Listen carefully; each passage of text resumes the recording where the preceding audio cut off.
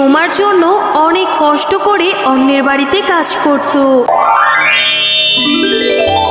এই নাও, এই জাদুর বীজটা তোমাদের ঘরের চালে রোপণ করে দিও। বুড়ির কথা সত্যি হয়েছে, আমাদের ঘরের চালে কত আইসক্রিমের গাছ হয়েছে। আর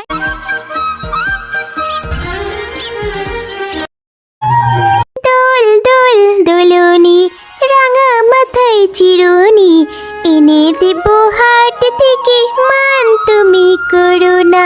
আইসক্রিম আছে আইসক্রিম, বাচ্চারা মজাদার আইসক্রিম, গরমের মাঝে ঠান্ডা ঠান্ডা আইসক্রিম, তাড়াতাড়ি এসো বাচ্চারা। এই তোরা শোন, চল না আমরা আইসক্রিম কিনে খাই সবাই। খেলতে খেলতে অনেক ক্লান্ত হয়ে গিয়েছি, অনেক গরম পড়েছে। এখন চল সবাই আমরা আইসক্রিম খেয়ে প্রাণটা জুড়িয়ে নেই। আইসক্রিমওয়ালা কাকু, আমাদের সবাইকে বাকিতে কিছু আইসক্রিম দিন না, আমরা পরে টাকা আপনাকে দিয়ে দেব। এখন তো আমরা খেলতে এসেছি, খেলতে খেলতে আমাদের প্রচন্ড গরম লেগেছে, আর আমাদের কাছেও টাকা নেই এখন, তাই আমরা পরে আপনাকে টাকা দিয়ে দেব। না না বাচ্চারা, আমি বাকিতে আইসক্রিম দেই না। তোমরা যদি আমার কাছ থেকে আইসক্রিম খেতে চাও তাহলে নগদ টাকা দিয়ে কিনে খেতে হবে। যাও যাও, বাড়ি থেকে টাকা নিয়ে আসো। কিরে বিনা বান্টি, তোরা এখন বাড়ি থেকে বের হয়েছিস খেলার নাম করে, এখনো বাড়িতে ফিরিসনি? এই আইসক্রিমওয়ালা ভাই, আমার ছেলে মেয়ে দুজনকে দুটো আইসক্রিম দিন তো। বাঘিনী কাকিমা, আমাকেও একটা আইসক্রিম দাও না কিনে, আমি পরে তোমাকে টাকা দিয়ে দেব। আমার গলাটা যে একদম শুকিয়ে গিয়েছে, আমি মায়ের কাছ থেকে টাকা এনে তোমাকে দিয়ে দেব। দাও না কাকিমা। আরে টুম্পা, আমার কাছে কি টাকার গাছ আছে যে তুই চাইলেই তোকে দিয়ে দেব? আমার কাছে এখন আর টাকা নেই। যে টাকা ছিল আমি ওই টাকা দিয়ে আমার বাচ্চাদের আইসক্রিম কিনে দিয়েছি।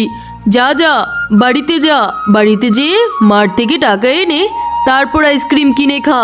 বাঘিনীর মুখে এরকম কথা শুনে টুম্পা অনেক মন খারাপ করে ওখান থেকে চলে যায়। টুম্পা তার মায়ের সঙ্গে বসবাস করত। তার বাবা অনেক আগে এক বিরল রোগে মারা যায়। তারপর থেকে টুম্পার মা শেফালি শিয়ালিনী অন্যের বাড়িতে ঝিয়ের কাজ করে যে টাকা ইনকাম করে, সেই টাকা দিয়ে তাদের সংসার কোনো রকমে চলে যায়। কি রে টুম্পা, তুই এভাবে এখানে মন খারাপ করে বসে আছিস কেন? আর সারাদিন তো কিচ্ছুটি খাসনি। রান্নাঘরে গিয়ে দেখলুম যেমনভাবে রান্না করে রেখে গিয়েছি ঠিক ওইভাবেই খাবারগুলো পড়ে আছে। কেন রে, কি হয়েছে তোর? মা, আজ আমার মনটা ভীষণ খারাপ, তাই আমার কোনো কিছু খেতে ইচ্ছে করেনি মা। কেন রে মা, কি হয়েছে বল আমাকে। মা, আমি আজকে বেলি বান্টি ওদের সাথে খেলতে গেছিলাম মাঠে। তখন খেলতে খেলতে আমার খুব পিপাসা পেয়েছিল। তখন না একটা আইসক্রিমওয়ালা এসেছিল, আর বাঘিনী কাকি ওদেরকে আইসক্রিম কিনে দিয়েছে। আমি বললাম, কাকিমা আমাকে একটা আইসক্রিম কিনে দাও না, আমি মায়ের থেকে টাকা এনে তোমাকে পরে দিয়ে দেব। কিন্তু বাঘিনী কাকিমা আমাকে তো আইসক্রিম কিনে দিলই না, আরো অনেকগুলো কথা শুনিয়ে দিল। ও, এই ব্যাপার, আমার মেয়েটার আইসক্রিম খেতে ইচ্ছে করেছে। থাক মা, তুই মন খারাপ করিস না, আমি বেতন পেলে সেই টাকা থেকে তোকে আইসক্রিম কিনে দেব। না মা, আমার যে এখন প্রচুর আইসক্রিম খেতে ইচ্ছে করেছে, তুমি আমাকে আইসক্রিম কিনে দাও না মা। টুম্পা, এখন বায়না ধরলে আমি তোকে কোথা থেকে আইসক্রিম কিনে দেব? আমার হাতে যে কোনো টাকা নেই। তুই আজকের দিনটা অপেক্ষা কর, কালকে আমি বাঘিনী ভাবিকে বলে বেতনের থেকে কিছু টাকা অগ্রিম চেয়ে আনবো, আর ওখান থেকে তোর জন্য এক বক্স আইসক্রিম কিনে আনবো, আর তুই মন ভরে খাবি, কেমন? সত্যি মা, তুমি আমার জন্য কালকে আইসক্রিম কিনে আনবে? কি মজা, কি মজা। বাঘিনী ভাবি, আমাকে কিছু টাকা অগ্রিম দিবেন? আমার মেয়েটা না আইসক্রিম খাওয়ার জন্য খুব বায়না ধরেছে।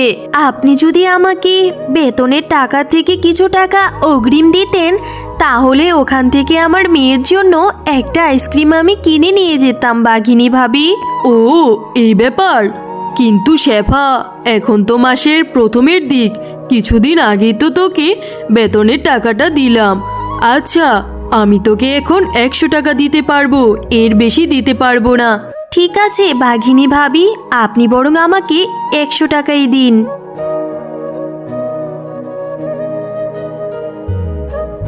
এরপর শেফালি সেই টাকা নিয়ে দোকানে আইসক্রিম কিনতে যাবে, ঠিক তখনই পথে তার অ্যাক্সিডেন্ট হয়।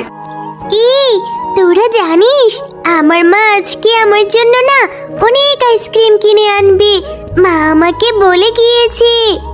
তাই নাকি টম্পা? অনেকগুলো আইসক্রিম আনবে? তুই কি একা একা খাবি? না রে, আমি কি তোদের ছাড়া একা একা খেতে পারি? তোদের সবাইকে নিয়ে একসাথে আইসক্রিম খাবো। এই আমি এখন চলে যাই, আমার মা তো আসার সময় হয়ে গিয়েছে। কালকে আমি তোদের জন্য আইসক্রিম নিয়ে আসবো। এরপর টুম্পা বাড়িতে চলে যায়। ঝুমা কাকি, ও ঝুমা কাকি, আমার মায়ের কি হয়েছে? আমার মা এভাবে শুয়ে আছে কেন? আমার মায়ের মাথায় কি হয়েছে ঝুমা কাকি? এই সব কিছু আমার জন্য হয়েছে। আমি আইসক্রিম খেতে চেয়েছিলাম বলে মা দোকানে যেতে নিয়েছিল, আর পথেই অ্যাক্সিডেন্ট হয়েছে। না রে টুম্পা, শুধু শুধু নিজের ঘাড়ে দোষ দিস না। কপালে যা আছে তাই তো হবে। আল্লাহকে ডাকো। এই অবস্থায় আল্লাহ ছাড়া তোমাদের আর কেউ নেই। তোমার মা কষ্ট করে কাজ করে 3 বেলা অন্তত খাবার দিতে পারতো, এখন তো সেই পথও বন্ধ হয়ে গেল। আর তোমার মার চিকিৎসা করতে অনেক টাকা লাগবে, এত টাকা কোথায় পাবে? আল্লাহকে ডাকা ছাড়া আর যে কোনো পথ নেই রে মা। সব কিছু আমার জন্য হয়েছে।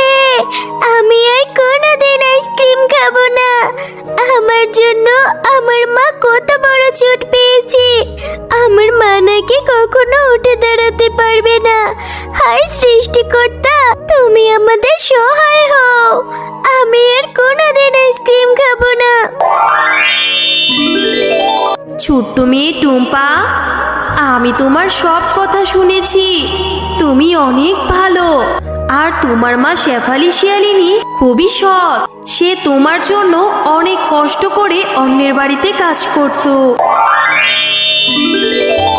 এই নাও, এই জাদুর বীজটা তোমাদের ঘরের চালে রোপণ করে দিও। আর এই যে ফুলটা যে দেখতে পাচ্ছ, এই ফুলটা নিয়ে তোমার মায়ের মাথায় ছুঁয়ে দিও। তোমার মা একদম সুস্থ হয়ে যাবে। তুমি সত্যি বলছো পরি? আমার মা সুস্থ হয়ে যাবে? আর এই বীজ থেকে কি হবে?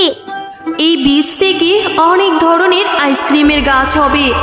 আর সেই গাছে যে আইসক্রিম হবে সেগুলা বিক্রি করে তোমাদের সংসার খুব ভালো মতো চালাতে পারবে। তোমার মায়ের আর অন্যের বাড়িতে কাজ করতে হবে না। এরপর টুম্পা সেই বীজ নিয়ে তাদের ঘরের চালে রোপণ করে দেয়। আর ফুলটি নিয়ে তার মায়ের কাছে যেয়ে মাথায় ছুঁয়ে দেয়। আরে টুম্পা, এ কি হলো আমার? আমি তো একদম সুস্থ হয়ে গিয়েছি। আমার মাথায় যে আর কোনো যন্ত্রণা করছে না, আর আমি আগের মতো উঠে দাঁড়াতে পেরেছি। এরপর টুম্পা তার মায়ের কাছে সব কথা খুলে বলল। মা চলো বাইরে যেয়ে দেখি।